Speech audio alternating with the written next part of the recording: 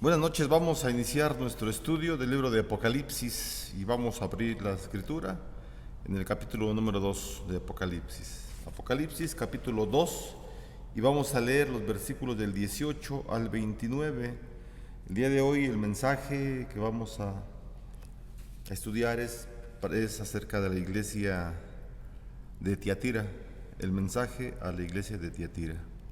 Apocalipsis 2, del 18 al 29, la palabra del Señor dice de la siguiente forma: y escribe al ángel de la iglesia en Tiatira, el Hijo de Dios, el que tiene ojos como llama de fuego y pies semejantes al bronce bruñido, dice esto: yo conozco tus obras y amor, y fe, y servicio, y tu paciencia, y que tus obras postreras son más que las primeras, pero tengo unas pocas cosas contra ti, que toleras que esa mujer Jezabel, que se dice profetiza, enseñe y seduzca a mis siervos a fornicar y a comer cosas sacrificadas a los ídolos.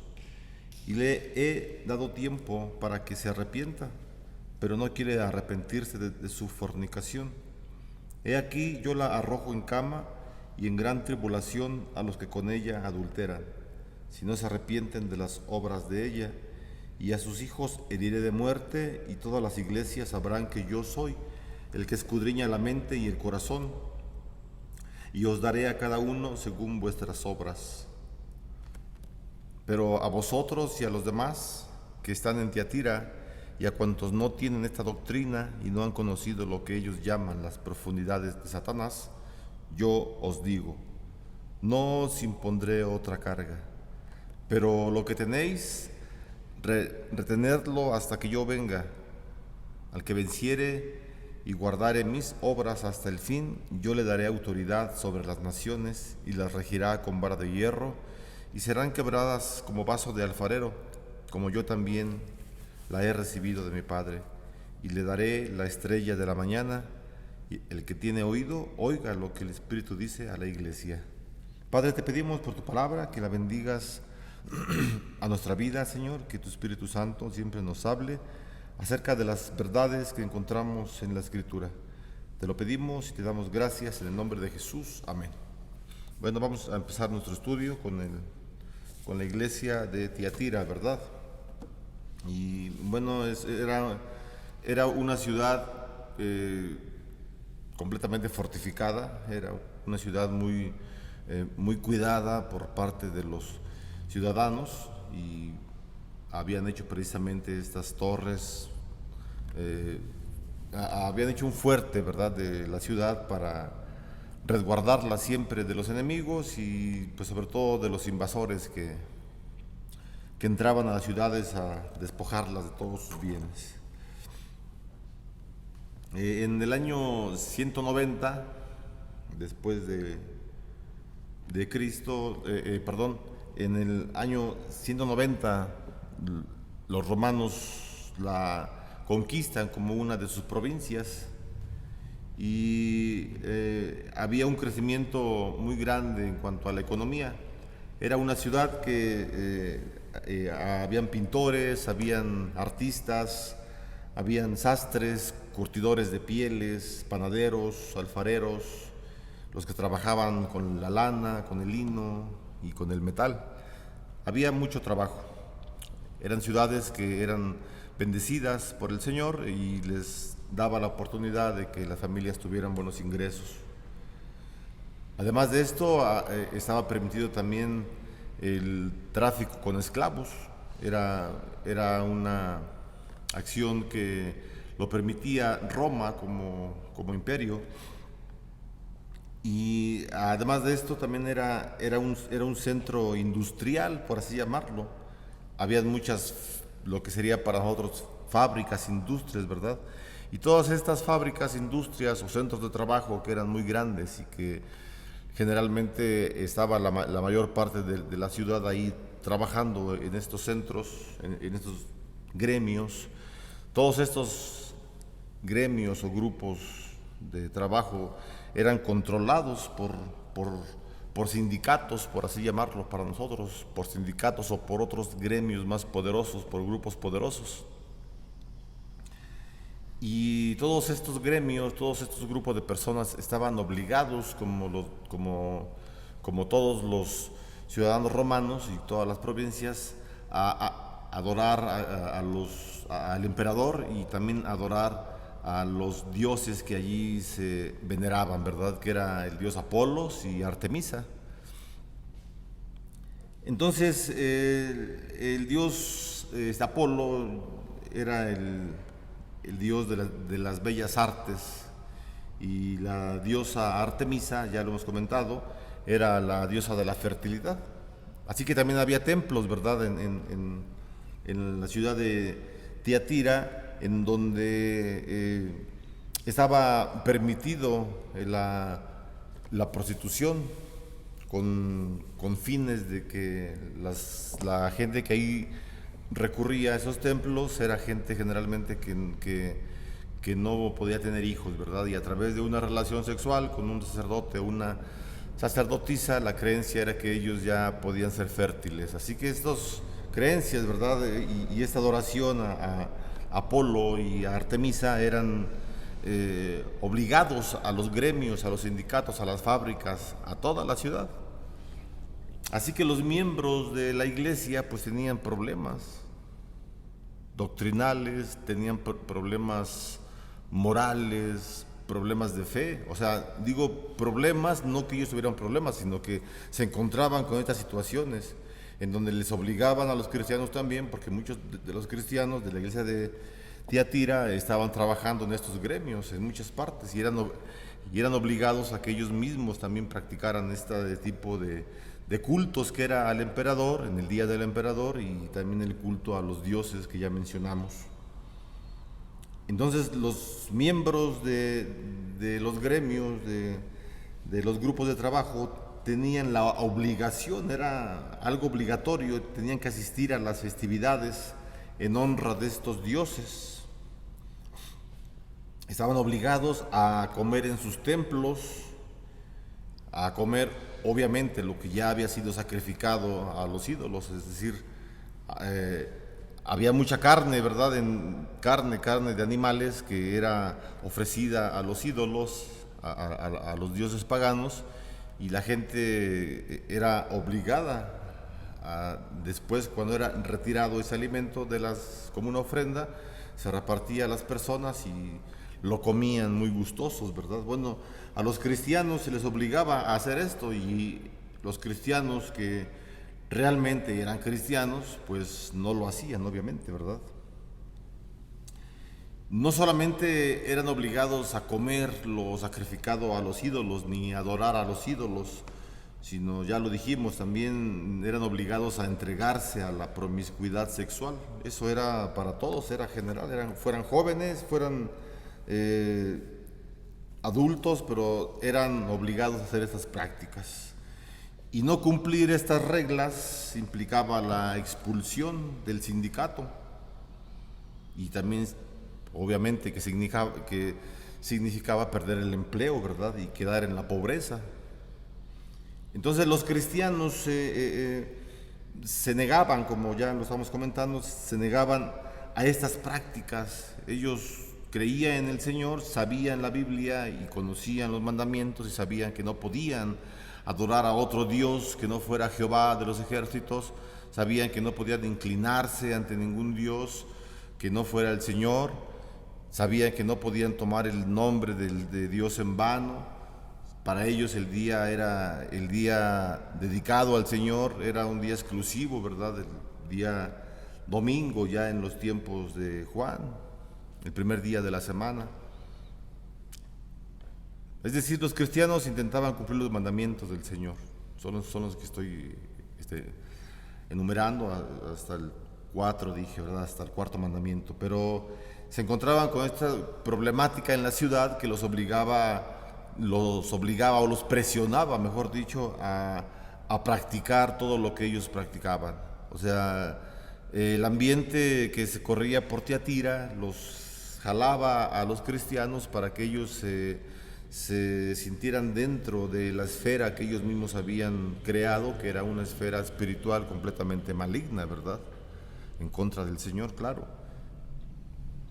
Y bueno, los cristianos, como lo dice la Escritura, muchos de ellos negaron estas prácticas y se quedaron en la pobreza, se quedaron sin empleos, etcétera, pero ellos no negaron su fe.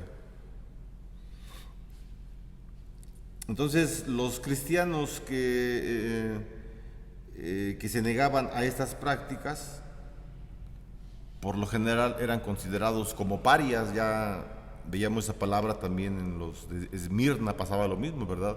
Esmirna era una iglesia que los cristianos eran pobres generalmente, por lo mismo que ocurría aquí en Tiatira. Les obligaban a trabajar en centros que con las actividades que hacían deshonraban al Señor, o por no cumplir las obligaciones de Roma los expulsaban de sus empleos y se quedaban sin chamba.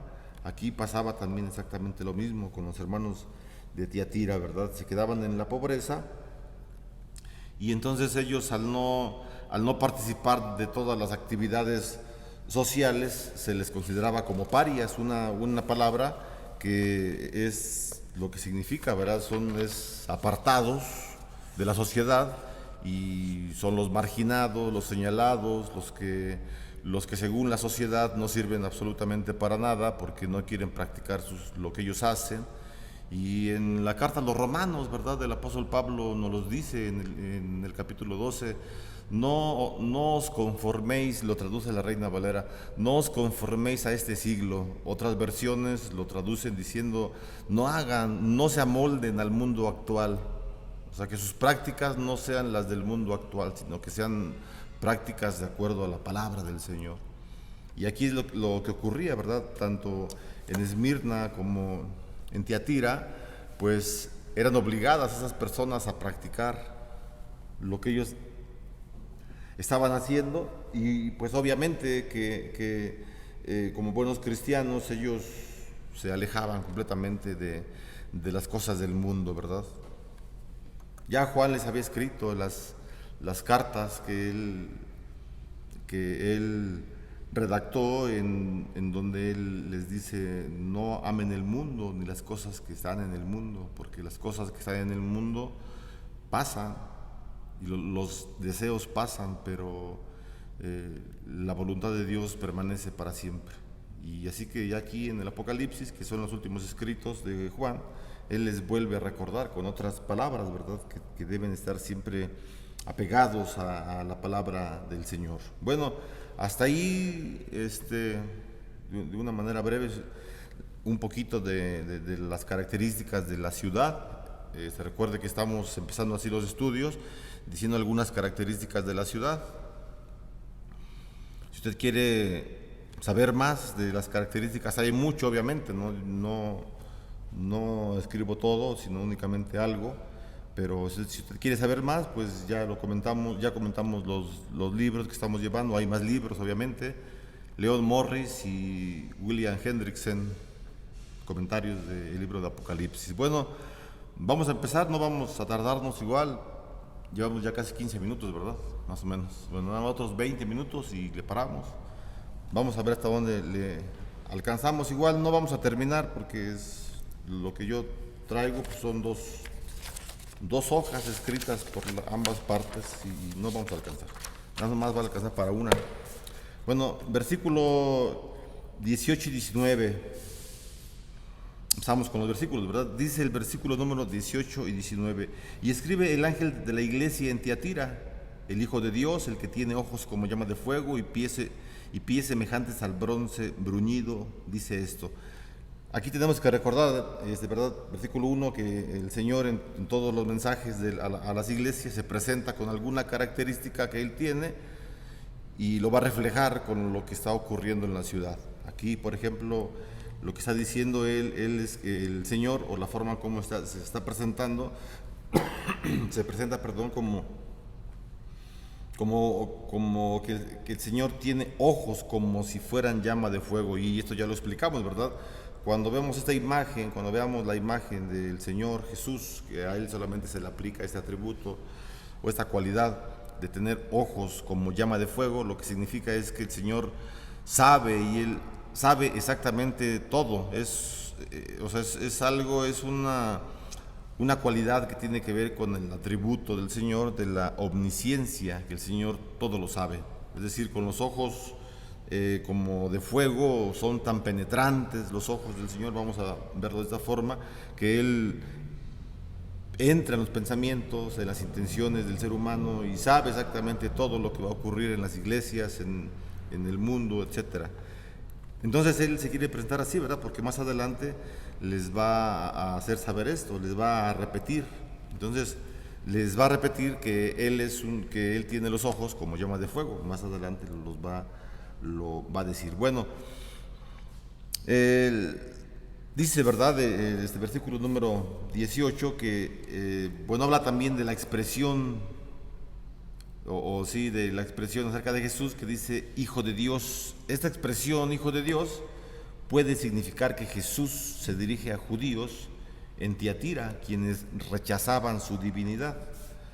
Recordamos que para muchos judíos Jesús no es Dios, sino Jesús fue un simple profeta, un profeta más como los del Antiguo Testamento, como Elías, como Eliseo, como todos aquellos, ¿verdad? Y no lo consideraban a Jesús como el Hijo de Dios, porque el término Hijo de Dios para los judíos significaba alguien igual a Dios, ¿verdad? Al hijo primogénito de una familia judía, cuando era un varón, obviamente, porque esas eran las costumbres, ¿verdad? Cuando era un varón, el primogénito, entonces cuando él tenía ya una edad madura, el padre le otorgaba un anillo al primogénito, a su hijo primogénito, solamente al primogénito, solamente a él. Y le entregaba el anillo, y el anillo lo que simbolizaba era que el hijo era igual al padre. O sea, si el padre se ausentaba por alguna razón del hogar, el hijo mayor, el primogénito, tomaba el puesto del padre. O sea, eran de cierta forma iguales, ¿verdad? Así que cuando los judíos escuchan que Jesús es el Hijo de Dios, el primogénito de los muertos, el Hijo de Dios, para los judíos que no creyeron en Jesús como el Mesías era una locura. O sea, ¿cómo es posible que este hombre, Jesús, se está proclamando Dios mismo? Porque la expresión para que alguien dijera yo soy hijo de Dios era porque estaba diciendo yo soy también Dios, o soy igual a Dios. Y Jesús lo dijo siempre, ¿verdad? El Padre y yo somos uno. Y las expresiones de Jesús entonces rompieron con las creencias, con la ética, con los pensamientos que tenían los judíos, ¿verdad? En donde ellos no consideraban a nadie Dios, solamente a Jehová, y claro que solamente es uno, ¿verdad?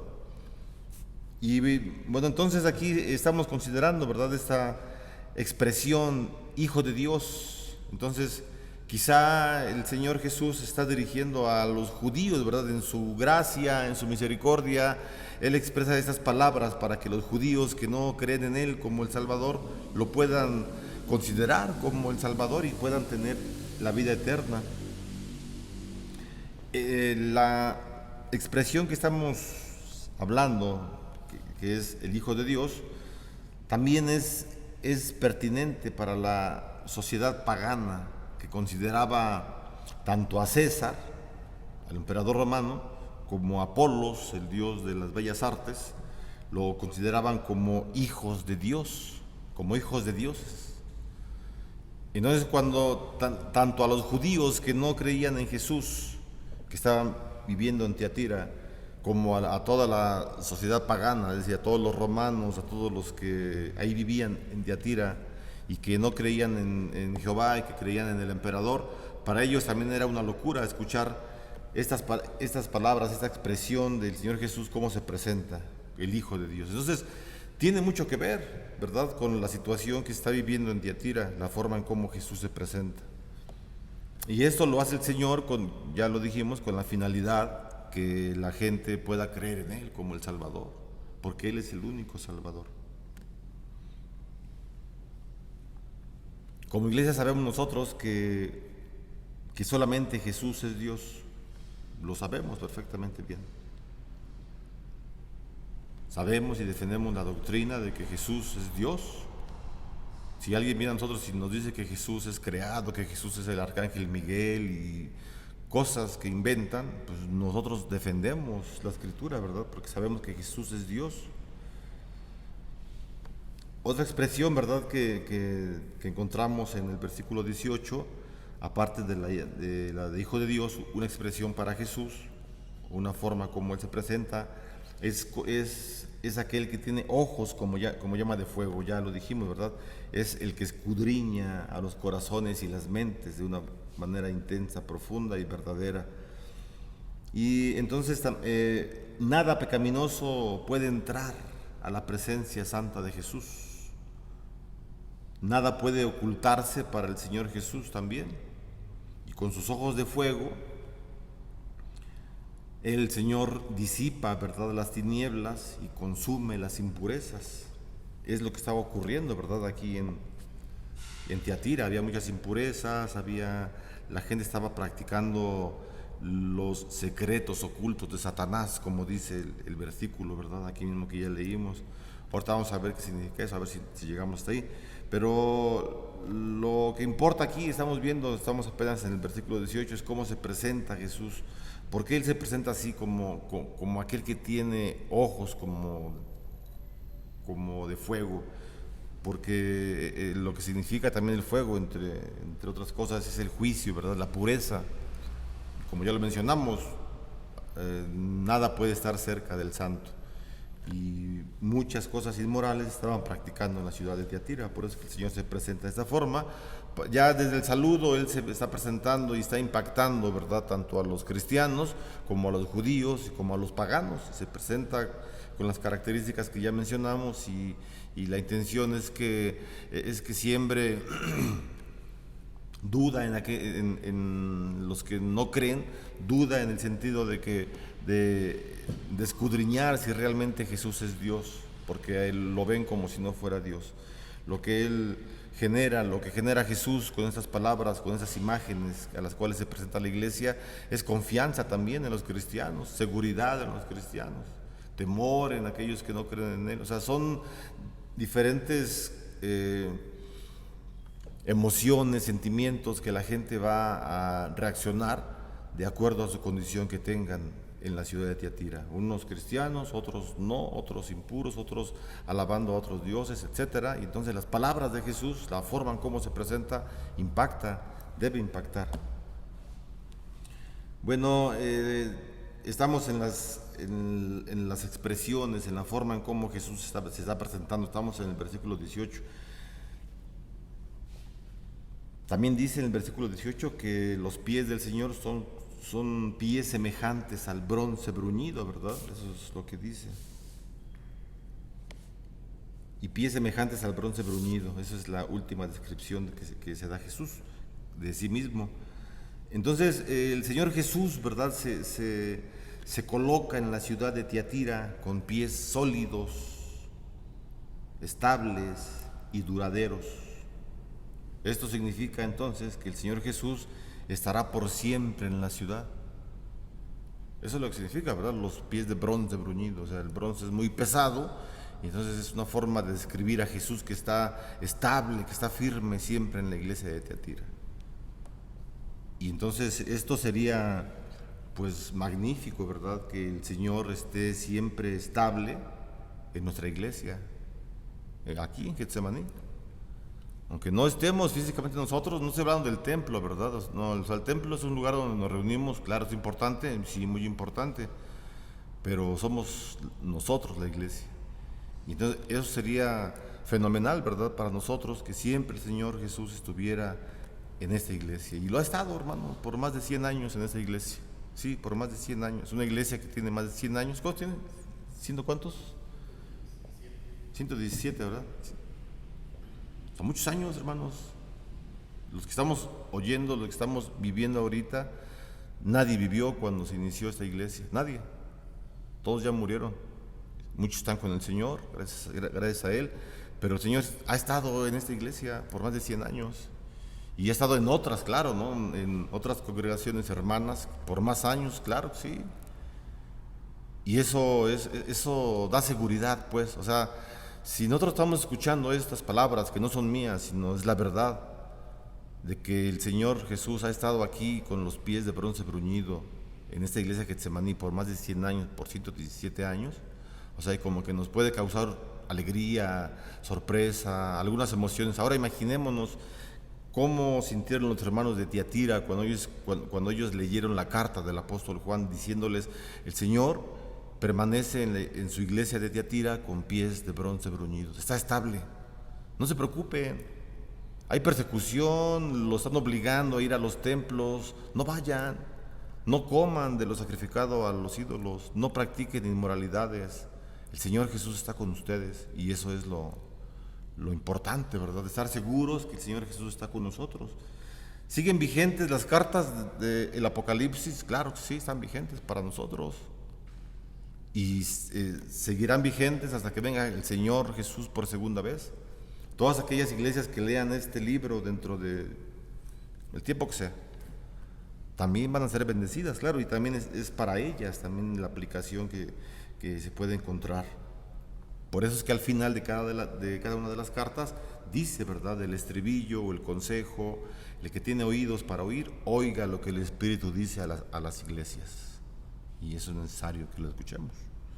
Son palabras del Señor, son palabras del Espíritu Santo, no son del predicador ni del que da el estudio, ni nada de eso. Solamente estamos transmitiendo lo que dice la palabra.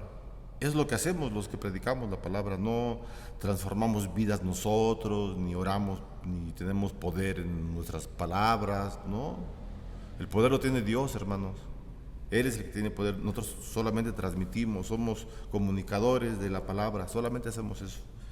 Bueno, entonces, ya para terminar con lo del bronce bruñido, ¿verdad? Con el aspecto como de bronce bruñido, el brillo del metal del bronce llama también la atención de una manera que la población de Tiatira pueda constatar la presencia de Jesús. O sea, estamos hablando de una manera metafórica, ¿verdad? O sea, Jesús, para empezar, él como se presenta aquí, no se presenta de una manera física, ¿verdad? Es un espíritu. El Señor, claro que sí, está físicamente, su cuerpo está en el cielo, sí. El cuerpo físico de Jesús, sí, sí. Eso es importante que lo sepamos y que lo creamos, ¿verdad? O sea, el Señor Jesús, el cuerpo, así como Él ascendió a los cielos, Hechos capítulo 1, así los ángeles le dijeron a los varones que estaban viendo, ¿verdad? Dice, y los varones levantaron los ojos para ver al Señor cómo ascendía a los cielos después de los 40 días que ya Él había resucitado. A los 3 días, estuvo 40 días con los apóstoles, los restituyó, etcétera, y Él entonces asciende a los cielos. Y los apóstoles, todos los discípulos, hombres, mujeres que estaban con ellos en ese instante, estaban volteando a ver hacia arriba, a ver cómo el Señor se iba, ¿verdad? Y los ángeles se aparecen y les dicen: ¿qué ven, varones? Y entonces ellos dicen: pues a Jesús que se va, y no querían que se fuera. Dice: no se preocupen, así como el Señor se va, así regresará, exactamente. Y es así como está entonces Él, en el cuerpo que se fue, en el cuerpo resucitado que estuvo en la tierra. No sabemos exactamente cómo fue, pero fue un cuerpo que se podía palpar. Tomás lo palpó, era un cuerpo que también podía ser espíritu, que podía pasar paredes, etcétera. No sabemos exactamente, pero ese cuerpo con el que se fue el Señor Jesús, así está sentado a la diestra del Padre. Eso lo dicen nuestras confesiones. Por eso las iglesias históricas como la presbiteriana son importantes, hermanos, porque tenemos documentos históricos de hace muchos años que nosotros repetimos, como los credos, como la confesión de fe de Westminster, de los cánones de Dort, etcétera. Todas las confesiones son importantes para nosotros. Bueno, creo que me estoy saliendo mucho, ¿verdad?, del estudio. Pero bueno, estamos entonces viendo, ¿verdad?, que el color del bronce bruñido es para que los demás constaten la presencia de Jesús en su iglesia. Estamos hablando de una manera metafórica, ¿verdad? Por eso es que estamos diciendo todo esto. Bueno, es importante, ¿verdad?, que la población vea la presencia de Jesús. Eso es importante en las iglesias, porque si no ven la presencia de Jesús, pues la gente ¿cómo va a creer? Y la presencia de Jesús se ve claro en nuestras vidas, en nuestro actuar, en nuestro pensar, definitivamente, ¿verdad? Nadie ha visto al Señor Jesús físicamente después de que Él ascendió a los cielos. Nadie lo ha visto. Ni nadie lo verá hasta que venga Él por segunda vez. Bueno, versículo número 19. Dice el versículo 19. Dice al final del 18, perdón, que el Señor es el Hijo de Dios, el que tiene ojos como llama de fuego y pies semejante al bronce bruñido, dice esto. ¿Qué es lo que dice el Señor? Yo conozco tus obras y amor, y fe y servicio y tu paciencia, y que tus obras postreras son más que las primeras. Fíjese, el versículo 19 es un versículo en donde el Señor halaga a la iglesia, ¿verdad? El Señor Jesús les dice que Él conoce las obras de la iglesia de Tiatira, todas las obras. O sea, cuando habla de obras está refiriendo obviamente a buenas obras, porque el versículo 19 está hablando de cosas positivas, ¿verdad? Está halagando a la iglesia, está el Señor viendo sus virtudes, lo que han hecho bien. Entonces Jesús está al corriente, ¿verdad?, de las manifestaciones de amor que los creyentes en Tiatira han demostrado para con Dios y para con su prójimo. O sea, Él sabe exactamente cuando la iglesia hace buenas obras, está al pendiente, y eso es importantísimo. O sea, eso es muy bueno para nosotros como cristianos. Tal vez usted haya hecho una buena obra, la que sea, y nadie lo sabe más que usted. Y Jesús, claro, ya lo estamos viendo. Y con eso es suficiente. Con eso es suficiente. No es necesario que vengamos a dar testimonio en la iglesia. Miren, hermanos, yo apoyé aquí y di tanto de dinero. No es necesario. Desde el momento que usted tuvo la intención de hacer esa buena obra, desde ese momento el Señor Jesús ya lo sabía. Porque es lo que dice, ¿verdad? El que tiene los ojos como llama de fuego, dice esto. Es decir, el que sabe todo, dice esto. Yo estoy al pendiente de tus buenas obras. Así que si usted hace buenas obras, pues sígalas haciendo de la forma como usted las hace. Eso es muy, muy interesante, ¿verdad? Como el mensaje que estábamos viendo acerca de en Pérgamo, cuando hay un hombre que se llama Antipas, y el Señor dice como mi fiel servidor Antipas, y el Señor, el testigo fiel, así le llama, el testigo fiel Antipas. Y ahí nos preguntamos, ¿verdad? ¿Somos testigos fieles? Y qué importante sería, ¿verdad?, que el Señor nos llamara a nosotros con nuestro nombre y nos dijera, la persona fulano de tal ha sido mi testigo fiel. Y aquí es lo mismo exactamente. El Señor conoce nuestras buenas obras. Y ya, eso es lo más interesante.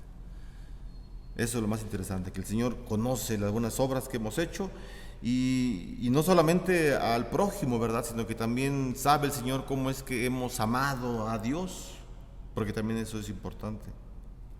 Entonces el Señor Jesús está al corriente de las manifestaciones de amor que los creyentes en la iglesia de Tiatira han demostrado para con Dios y para con su prójimo. No solamente para con el prójimo, también para con Dios. Así que Jesús, ¿verdad?, resumió la ley en 2 mandamientos cuando Él estuvo en la tierra en su ministerio, y lo resumió porque le preguntaron, Señor, ¿cuál es el más grande de los mandamientos? Para quererlo tentar siempre los fariseos, ¿verdad? Intentaban que el Señor cayera en sus trampas infantiles para Él, y el Señor les respondió, bueno, yo puedo resumir la ley en 2 mandamientos, en 2. Amar al Señor con corazón, alma y mente, y amar al prójimo como a uno mismo. Así que los cristianos en Tiatira demostraron en forma visible amor a su prójimo y fe y confianza en Dios. Y Jesús estaba al tanto de todos estos actos.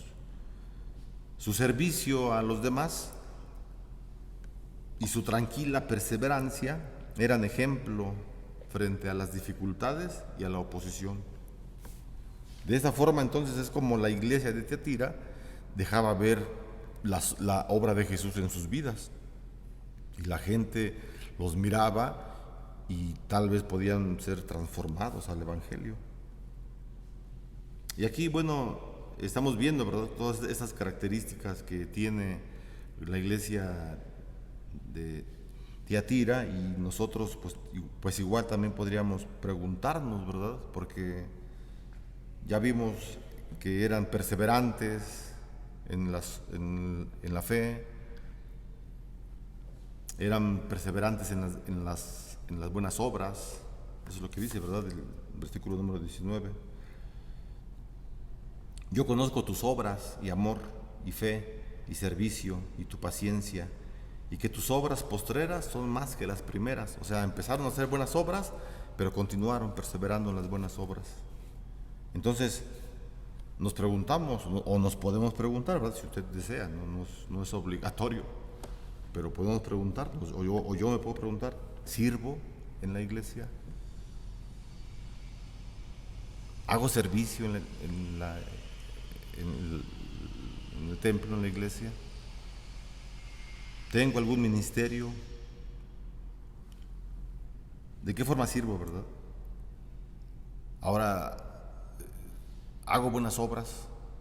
Y o sea, eso no es para que lo respondamos, ¿verdad?, menos en público. No, claro que no. Ya dijimos que eso no importa si la gente sabe o no. El Señor sabe, pero ¿hago buenas obras? ¿Persevero en las buenas obras que hago? ¿Amo a Dios con todo mi ser, con toda mi alma, con todo mi corazón, con todas mis fuerzas? ¿Y amo a mi prójimo como a mí mismo? Y de la fe también podemos decir, ¿verdad?, ¿qué tanta fe tengo en el Señor? ¿Mi fe es suficiente para continuar una vida cristiana y ver que el Señor sabe todo esto y Él se complace, ¿verdad? O sea, creo que es importante buscar, no que nosotros busquemos ni que el predicador esté buscando una aplicación, ¿verdad? Diga, a ver, ya acabamos, a ver, ahora hagan esto. No, porque así no es. No necesitamos los que predicamos la palabra estar diciendo, ya no, porque la palabra misma aplica sus verdades a nuestra vida. El Espíritu Santo es quien aplica las verdades. Nosotros estamos escuchando, y vuelvo a repetir, solo estamos comunicando la palabra, nada más. No intentamos cambiar voluntades, ni mucho menos, ¿no? Lo que intentamos es que la fe siga creciendo en nuestra vida al leer la palabra del Señor, al estudiarla, pero siempre la palabra nos va a confrontar con nuestros pensamientos, con nuestra conducta, y ahí es donde nosotros tenemos que hacer un alto, ¿verdad?, y pensar si realmente estamos sirviendo, estamos siendo perseverantes en las buenas obras, tenemos amor por los demás, y la fe también es muy importante. Así que la iglesia, ya estamos terminando, para terminar, la iglesia no podía recibir mayor alabanza que las que se expresan en las palabras: tus obras postreras son más que las primeras. Esta es una alabanza por parte del Señor. Esto significa que sus obras de amor, de fe, de servicio y de perseverancia crecían constantemente. Y esa es la invitación, ¿no? Pienso yo, o sea, no invitación que yo hago, sino la invitación que dice el Espíritu Santo, a que continuemos nosotros en haciendo buenas obras, continuemos en el amor, en la fe, en el servicio, para que crezcan, ¿verdad?, para que la fe que tenemos sea más grande cada día. Entonces la iglesia de Tiatira recibió palabras de alabanza, el Señor los alabó, en tanto que la iglesia de Éfeso la recibió de condenación. Vamos a ir rápido al capítulo 2, versículo 4. En el mensaje a la iglesia de Éfeso dice el versículo 4 del capítulo 2: pero tengo contra ti que has dejado tu primer amor. O sea, a Éfeso, el Señor les da una queja, y a los hermanos de Tiatira los alaba porque hay amor, porque hay fe, porque hay buenas obras, pero el Señor quiere que continúen creciendo en estas situaciones, en esos ejercicios espirituales cristianos que todos debemos practicar. Hasta aquí le dejamos, hermanos, para el siguiente jueves. Bueno, pues continuamos, nada más vimos 2 versículos, a ver si terminamos ya todos los demás. Continuamos para dentro de 8 días, si Dios permite. Y vamos a orar, por favor, hermanos. Vamos a terminar haciendo una oración. Señor, te damos gracias porque permites que leamos, Señor Dios, tu palabra, que nos des esta oportunidad de entenderla, Señor, con ayuda, con herramienta de libros, Señor, de diccionarios, comentarios que tú nos has dejado, Señor. Padre, te damos las gracias porque hay mucho material para que podamos estudiar tu palabra. Ayúdanos a que no nos quedemos solamente con esto, con lo que escuchamos, sino que nos des más hambre por conocer tu palabra, Señor, por investigar y saber, Señor, acerca de las verdades que encontramos en la Escritura. Oramos para que tu iglesia, Señor, siempre pueda escuchar el mensaje que tú nos dejas y que tu Espíritu Santo aplique a nuestras vidas las verdades que deseas que practiquemos. Te lo pedimos y te damos gracias en el nombre de Jesús, nuestro Salvador. Amén. Hermano, reciba la bendición del Señor, que la gracia del Señor Jesucristo, el amor de Dios y la comunión con su Espíritu Santo sean hoy y siempre con cada uno de ustedes y sus familias. Amén. Buenas tardes, que el Señor bendiga.